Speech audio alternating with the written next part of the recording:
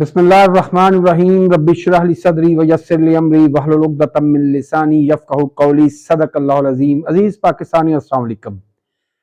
جب گھر میں فساد اور انتشار ہو تو گھر کے دشمنوں کو کھل کھیلنے کا موقع ملتا ہے۔ کچھ ایسا ہی کل پاکستان کے ساتھ ہوا۔ کل ہماری مغربی سرحدوں کو وائلیٹ کیا گیا۔ کل پاکستان کی خود مختاری اور سلامتی کو ایک بار پھر چیلنج کیا گیا، اور اس بار کوئی ہمارا روایتی دشمن نہیں تھا بلکہ ہمارا ایک برادر اسلامی ملک ایران، جس نے کل بغیر کسی اطلاع دیے اچانک بلوچستان کے جنوب مغربی علاقوں میں مبینہ طور پر جیش العدل نامی ایک بلوچ مذہبی دہشت گرد تنظیم کے 2 ٹھکانوں کو اپنے میزائلوں سے انگیج کیا۔ میں سمجھتا ہوں کہ پاکستان جیسی خود مختار ریاست، جو کہ اسلامی دنیا کی واحد ایٹمی ریاست ہے، اس کی سرحدوں کو یوں وائلیٹ کرنا، اس کی خود مختاری کو یوں چیلنج کرنا بذات خود پاکستان اور اس کے حکمرانوں کے لیے ایک بہت بڑا چیلنج ہے۔ میں قوم کو یہ چیز یاد کراتا چلوں کہ کچھ ایسا ہی ہماری مشرقی سرحدوں پر 25 فروری سن 2019 میں کیا گیا، مگر پھر کیا ہوا؟ قوم کا لیڈر قومی اسمبلی میں آیا، اس نے قوم سے خطاب کیا اور اس نے دشمن کی آنکھوں میں آنکھیں ڈال کر اس کو چیلنج کرتے ہوئے بتایا کہ اب تو تم نے جو کر لیا ہے، اب اس کا جواب ہمارا حق ہے، مگر ہم یہ جواب اپنی مرضی سے، اپنے طے شدہ وقت پر اپنی خواہش کے مطابق کریں گے۔ اور پھر قوم نے 27 فروری کی صبح دیکھا کہ کس طرح پاکستان ایئر فورس نے بھارتی ایئر فورس کو دندان شکن جواب دیا۔ بھارت کو تاریخی ذلت اور شرمندگی کا سامنا کرنا پڑا جب پاکستان ایئر فورس نے بھارت کے 2 طیاروں کو فضا میں تباہ کر کے زمین بوس کیا، بلکہ اسی پریشانی میں بھارت نے اپنے ایک اور طیارے کو اور ایک ہیلی کاپٹر کو خود انگیج کر لیا۔ یہ پاکستان کی مشرقی سرحدوں پر جنگ کے علاوہ بھارت کا سب سے بڑا نقصان تھا۔ دنیا بھر میں بھارت کو ذلت اور رسوائی کا سامنا کرنا پڑا، اور قوم کا جو عزم اور ہمت تھا وہ آسمان کو چھو رہا تھا۔ کرائن بتاتے ہیں اور عینی شاہدین بتاتے ہیں کہ اس وقت کے وزیر اعظم اس قدر غصے میں تھے کہ انہوں نے افواج پاکستان، ایئر فورس، نیوی سب کو یہ بتا دیا کہ آپ جو بھی مناسب جواب دینا چاہتے ہیں دیں، میں اسے اون کروں گا، میں اس کی ذمہ داری لوں گا اور میں اس کا اختیار آپ کو دیتا ہوں۔ اور یہی وجہ ہے کہ ایئر فورس نے وہ تاریخ رقم کی جس کے نتیجے میں دشمن کو ناکوں چنے چبوائے ان کو دھول چاٹنی پڑی۔ اس وقت ہمارا لیڈر اس قدر بلند حوصلے میں تھا کہ جو تقریر وہ لکھ کر آیا تھا، اگر وہ کر دی جاتی تو پوری دنیا میں ایک تھرتھلی مچ جاتی، لیکن ان کی تقریر کو ٹون ڈاؤن کیا گیا، سفارتی آداب کے دائرہ کار میں لایا گیا۔ مگر پنچ لائن یہ ہے کہ لیڈر غیرت مند تھا، لیڈر دلیر تھا، اس لیے قوم نے بھرپور جواب دیا اور پھر دنیا نے بھارت کا تماشا دیکھا۔ اور آج 5 سال گزرنے کے باوجود بھارت کی جرت نہیں ہوئی کہ وہ پاکستان کی فضائی حدود کو پامال کر سکے، لیکن آج جو ایران نے کیا وہ ہمارے لیے شرمندگی کا باعث ہے۔ اگر پاکستان نے ایران کی اس حرکت کا بھرپور جواب نہ دیا تو اس کا مطلب ہے کہ ہم اپنے دیگر دشمنوں کو بھی یہ دعوت دے رہے ہیں کہ آؤ ہماری خود مختاری کا ستیہ ناش کرو، ہماری عزت کو پامال کرو، تمہیں کچھ نہیں کہا جائے گا، اور کچھ نہیں تو ہمیں کم سے کم ایران کے ساتھ تمام قسم کی کراس بارڈر تجارت فوری طور پر بند کر دینی چاہیے۔ پاکستان کے گلی کوچوں میں ملنے والا ایرانی سامان یا تو ضبط کر لیا جائے یا اس کی ترسیل کو فوری طور پر روک دیا جائے، اور پاکستان کو سفارتی سطح پر ایران کے ساتھ یہ معاملہ انتہائی بلند ترین سطح پر اٹھانا چاہیے، اور ایران کو یہ چیز باور کرانی چاہیے کہ آئندہ اس قسم کی حرکت کے بہت سنگین نتائج ہوں گے۔ یاد رکھیے گا، سفارتی تعلقات میں دین، مذہب کوئی حیثیت نہیں رکھتے، قومی مفاد شرط اول ہوتا ہے اور وہی ہماری پرائرٹی ہونی چاہیے۔ اگر ایرانی فوج نے پاکستان کے مسلح افواج کو چیلنج کیا ہے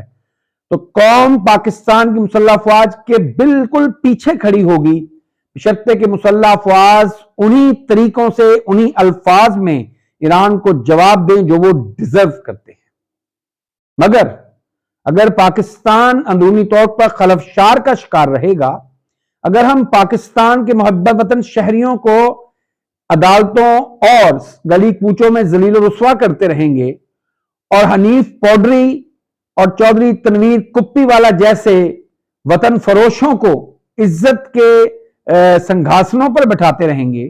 اگر ہم چوروں، غاصبوں، منی لانڈروں اور وطن فروشوں کو پاکستان کے اقتدار کے ایوانوں میں پہنچائیں گے تو پھر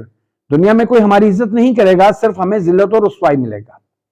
وہ لیڈر عوام کا منتخب تھا، اس لیے اس نے جواب دیا۔ آج انوار الحق کاکڑ، سولنگی، نقوی، غلام علی اور باقر نجفی جیسے لوگ، یہ لوگ کیا جواب دیں گے؟ کاکڑ کی یہ اوقات ہے؟ ایران کو بھی پتا ہے کہ وہ ایک محض ایک پپٹ ہے، ایک کٹ پتلی ہے، ایک بوٹ پالشیا ہے جو چور راستے سے اقتدار میں آیا ہے، جس کی نہ کوئی عوام میں سے ہے، نہ کوئی عوام میں عزت اور مقام ہے۔ وہ صرف بوٹ چاٹ سکتا ہے، تلوے چاٹ سکتا ہے اور کچھ نہیں کر سکتا۔ جب ملک پر ایسے لیڈر ہوں تو پھر ملک کو عزت نہیں ملتی، پھر ملک کو رسوائی کا سامنا کرنا پڑتا ہے۔ ایک طرف ہندوستان میں ٹیسلا نے اپنی الیکٹریکل وہیکل کا دوسرا پلانٹ لگانے کا فیصلہ کیا ہے، جبکہ دوسری طرف پاکستان کی صورتحال یہ ہے کہ پاکستان کی آٹو موبائل انڈسٹری اس وقت تباہی کے مکمل دہانے پر ہے۔ ٹویوٹا، سوزوکی، ہونڈا انڈس سمیت بہت سی آٹو موبائل اسمبل کرنے والی کمپنیاں یا تو عارضی شٹ ڈاؤن پر ہیں یا وہ مکمل شٹ ڈاؤن کا سوچ رہی ہیں، کیونکہ بدترین مہنگائی اور انفلیشن نے پاکستانی قوم کی کمر اس حد تک توڑ دی ہے کہ اب گاڑیاں خریدنا شاید قوم کے بس میں نہیں رہا۔ چند لوگوں کے پاس تو گاڑیاں خریدنے کے لیے بے تحاشا سرمایہ ہے، مگر آٹو موبائل کی صنعت تب ترقی کرتی ہے جب مڈل کلاس اور لوور مڈل کلاس کا شہری گاڑیاں خریدنے کی سکت رکھتا ہو۔ پاکستان کے اشرافیہ کو یہ سوچنا چاہیے کہ پاکستان کو کس طرف لے جا رہے ہیں۔ کوئی ایک میدان بھی ایسا ہے جہاں پاکستان کو گراوٹ اور تنزلی کا سامنا نہ کرنا پڑے؟ کرکٹ کی مثال آپ کے سامنے ہے۔ ایشیا کپ بدترین شکست، ورلڈ کپ بدترین شکست، آسٹریلیا کے خلاف